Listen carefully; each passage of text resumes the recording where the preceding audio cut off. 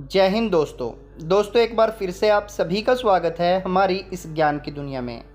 दोस्तों आज के हमारे इस वीडियो में हम आपको बताएंगे शिव पुराण श्री रुद्र संहिता के तृतीय खंड के अध्याय 22वें की कथा, जिसमें देवताओं का शिव जी के पास जाने के बारे में बताया गया है। ब्रह्मा जी कहते हैं, मुनीश्वर, भगवान शिव को पति रूप में प्राप्त करने के लिए पार्वती को तपस्या करते करते अनेक वर्ष बीत गए, परंतु भगवान शिव ने उन्हें वरदान तो दूर अपने दर्शन तक न दिए। तब पार्वती के पिता हिमाचल, उनकी माता मैना और मेरु एवं मंदराचल ने आकर पार्वती को बहुत समझाया तथा उनसे वापिस घर लौट चलने का अनुरोध किया। तब उन सब की बात सुनकर देवी पार्वती ने विनम्रता पूर्वक कहा, हे पिताजी और माताजी, क्या आप लोगों ने मेरे द्वारा की गई प्रतिज्ञा को भुला दिया है? मैं भगवान शिव को अवश्य ही अपनी तपस्या द्वारा प्राप्त करूंगी। आप निश्चिंत होकर अपने घर लौट जाएं। इसी स्थान पर महादेव जी ने क्रोधित होकर कामदेव को भस्म कर दिया था और वनों को अपनी क्रोधाग्नि से भस्म किया था। उन त्रिलोकीनाथ भगवान शंकर को मैं अपनी तपस्या द्वारा यहाँ बुलाऊंगी। आप सभी यह जानते हैं कि भक्त वत्सल भगवान शिव को केवल भक्ति से ही वश में किया जा सकता है। अपने पिता, माता और भाइयों से ये वचन कहकर देवी पार्वती चुप हो गई। उन्हें समझाने आए उनके सभी परिजन उनकी प्रशंसा करते हुए वापिस अपने घर लौट गए। अपने माता पिता के लौटने के पश्चात देवी पार्वती दुगने उत्साह के साथ पुनः तपस्या करने में लीन हो गई। उनकी अद्भुत तपस्या को देखकर सभी देवता, असुर, मनुष्य, मुनि आदि सभी चराचर प्राणियों सहित पूरा त्रिलोकी संतृप्त हो उठा। देवता समझ नहीं पा रहे थे कि पूरी प्रकृति क्यों उद्विग्न और अशांत है। यह जानने के लिए इंद्र व सब देवता गुरु बृहस्पति के पास गए। तत्पश्चात वे सभी मुझ विधाता की शरण में सुमेरु पर्वत पर पहुँचे। वहाँ पहुँचकर उन्होंने मुझे हाथ जोड़कर प्रणाम किया तथा मेरी स्तुति की। तब वे मुझसे पूछने लगे कि प्रभु, इस जगत में संतृप्त होने का क्या कारण है? उनका यह प्रश्न सुनकर मैंने त्रिलोकीनाथ भगवान शिव के चरणों का ध्यान करते हुए यह जान लिया कि जगत में उत्पन्न हुआ दाह देवी पार्वती द्वारा की गई तपस्या का ही परिणाम है। अतः सब कुछ जान लेने के उपरांत मैं इस बात को श्री हरि विष्णु से बताने के लिए देवताओं के साथ श्री सागर को गया।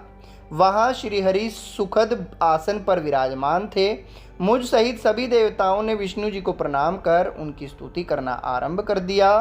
तत्पश्चात मैंने श्री हरि जी से कहा, हे हरि, देवी पार्वती के उग्र तप से संतृप्त होकर हम सभी आपकी शरण में आए हैं। हम सबकी रक्षा कीजिए। भगवान, हमें बचाइए। हमारी करुण पुकार सुनकर शेष शैया पर बैठे श्री हरि बोले, आज मैंने देवी पार्वती की इस घोर तपस्या का रहस्य जान लिया है, परंतु उनकी इच्छा को पूरा करना हमारे वश की बात नहीं है। अतः हम सब मिलकर त्रिलोकीनाथ भगवान शिव के पास चलते हैं। केवल वे ही जो हमें इस विकट स्थिति से उबार सकते हैं। देवी पार्वती तपस्या के माध्यम से भगवान शिव को पति रूप में प्राप्त करना चाहती है, इसलिए भगवान शिव से यह प्रार्थना करनी चाहिए कि वे देवी पार्वती से विधिवत विवाह कर लें। हम सभी को इस विश्व का कल्याण करने के लिए भगवान शिव से पार्वती का पाणी ग्रहण करने का अनुरोध करना चाहिए। भगवान विष्णु की बात सुनकर सभी देवता भयभीत होते हुए बोले, भगवान शिव बहुत क्रोधी और हठी हैं। उनके नेत्र काल की अग्नि के समान दीप्त हैं। हम भूलकर भी भगवान शंकर के पास नहीं जाएंगे। उनका क्रोध सहा नहीं जाएगा। उन्होंने कामदेव को भस्म कर दिया था। हमें डर है कि कहीं क्रोध में वे हमें भी भस्म न कर दें। हे नारद, इंद्रादि देवताओं की बात सुनकर लक्ष्मीपति श्री हरि बोले, तुम सब मेरी बातों को ध्यान पूर्वक सुनो। भगवान शिव समस्त देवताओं के स्वामी और भयों का नाश करने वाले हैं। तुम सबको मिलकर कल्याणकारी भगवान शिव की शरण में जाना चाहिए।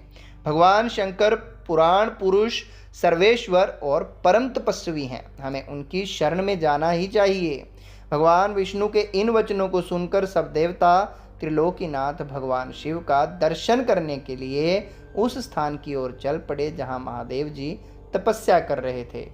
उस मार्ग में ही देवी पार्वती उत्तम तपस्या में लीन थी। उनके तप को देखकर सभी देवताओं ने प्रसन्नतापूर्वक उन्हें दोनों हाथ जोड़कर नमस्कार किया। तत्पश्चात उनके तप की प्रशंसा करते हुए मैं श्री हरि विष्णु और अन्य देवता भगवान शिव के दर्शनार्थ चल दिए। वहां पहुंचकर हम सभी देवता कुछ दूर पर खड़े हो गए और हमने उन्हें भगवान शिव के करीब यह देखने के लिए भेजा कि कुपित हैं या प्रसन्न। नारद, तुम भगवान शिव के परम भक्त हो तथा उनकी कृपा से सदा निर्भय रहते हो, इसलिए तुम भगवान शिव के निकट गए और तुमने उन्हें प्रसन्न देखा। फिर तुम वापिस लौटकर हम सभी के पास आए तथा उनकी प्रसन्नता के बारे में हमें बताया। तब हम सब भगवान शिव के करीब गए। भगवान शिव सुखपूर्वक प्रसन्न मुद्रा में बैठे हुए थे। भक्त वत्सल भगवान शिव चारों ओर से अपने गणों से घिरे हुए थे और तपस्वी का रूप धारण करके योग पट्ट पर आसीन थे। मैंने श्रीहरि और अन्य देवताओं ने भगवान शिव शंकर को प्रणाम करके वेदों और उपनिषदों द्वारा ज्ञात विधि से उनकी स्तुति की। तो दोस्तों यहाँ पर समाप्त होता है 22वां अध्याय। कल फिर मिलेंगे आपको 23वें अध्याय के साथ। तब तक के लिए जय हिंद, जय भारत।